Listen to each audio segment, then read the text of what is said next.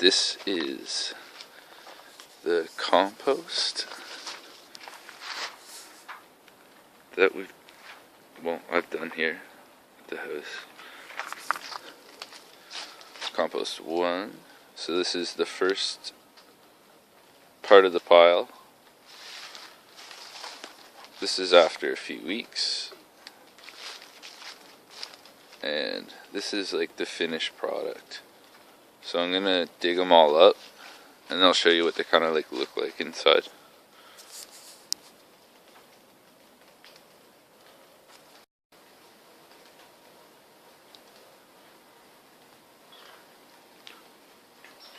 So here's the first bin. So this is all the like kitchen scraps, which are here, and because it's fall, a lot of leaves, and then grass and some mulching. So it all goes together in this big batch, and I'll dig it open and then you can see what it's like when it's cooking.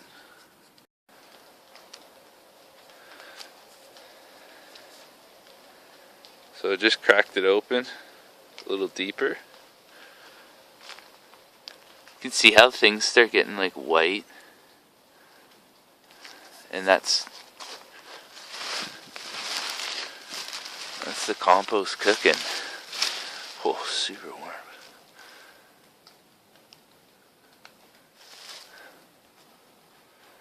Maybe you could see the fog or the steam coming off it. It's a foggy day too. So that's just a pile of brown stuff, so a lot of leaves and mulch right now. And then the green stuff, so mostly kitchen scraps, save, except like bones, but all the vegetable stuff. The thing that we could use more of is the kitchen scraps, so that would be good with the restaurant.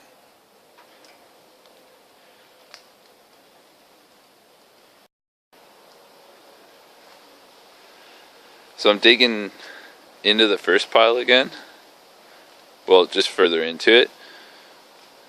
So you can see like the white spots are hot, not white hot, but just that's where like the bacteria that make this all happen are.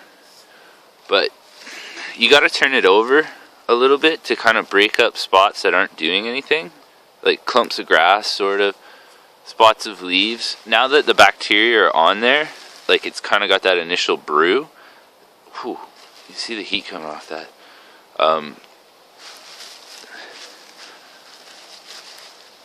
You want to move it to the next stage where you can kind of keep working it a little bit more. So it's a little finer here. Not everything's decomposed, but the bacteria is in the pile, so this will decompose more evenly. This first pile was made of just like anything. Sticks were put in, larger things were mulched. Like this size of stick you gotta mulch. But leaves and like tomato plants from the garden, like this guy, you just throw them right in. You don't have to like chop them up or anything. And then it becomes sort of like this, starts cooking, mix it all up.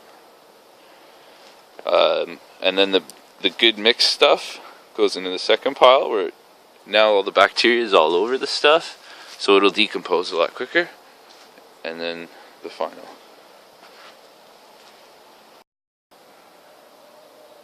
Okay, basically to build the compost you use 3 parts brown, so things like leaves, mulch, anything brown basically, and dry.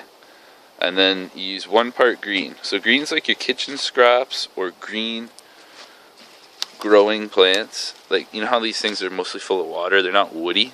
So green would be things that aren't woody, brown would be woody things. When you mix them all together, they start cooking. So the pile gets hot and bacteria kind of goes over everything. That breaks it down. So once that process starts, the initial like cook, which happens kind of like in the first week. If it's in the summertime, it can happen really quick with the hotter temperatures. This time of year is a little colder, so it's taking a little bit longer. But you can kind of keep mixing that up over a couple weeks. until it's decomposed a bit, and then move it to the next chamber where the bacteria keep breaking everything down. It's not bugs. Bugs are part of it, but it's microbacteria that are actually doing the work. So you're not going to see any worms in here for obvious reasons. One, like, it's too hot for worms. They don't want to get cooked. This isn't that type of composting. This is a easier way of doing large amounts. And then basically after the second stage, so a couple weeks in here to a month, will become the third stage. So things that make it compost faster are just getting a better ratio and hotter temperatures, and a bigger pile too. The bigger the pile, the bigger the thermal mass, the more bacteria, the faster it cooks. Okay, so as you build your pile, the brown you can kind of collect all at once, you know. That's like the mulch, the leaves, and you can just kind of pile it near the compost. The brown doesn't stink and there's no bugs or anything involved with that, so it's not a problem. The green, which most people are in more need of, we will have a lot because of the restaurant, which is awesome. That stuff kind of comes as it comes from real life. So as you build the pile, you get spots that have too much brown or just aren't that well mixed between brown and green, or just kind of clump up and get compacted together. So it's good to mix it. Once you mix it, the more you mix it, the more that everything's all touching each other, the easier the bacteria spread, the better it composts, the quicker it composts. It will still compost with less effort, but definitely the more effort you put into it, the faster it goes. So the other thing to add is animal manure, but we don't have that here. Okay, so this is the compost all put together at the end. So this is the first one. It's covered to keep the rain out. You want to keep it moist, but you don't want to have it being rained on, because a lot of rain can kind of wash away all the nutrients that are in there. It's also covered for the animals, because this is the first one. You know, they dig in the kitchen scraps. Second one, it's open in the front, because the animals won't be picking in it. But it is covered, once again, for the rain. And then 3. Same thing.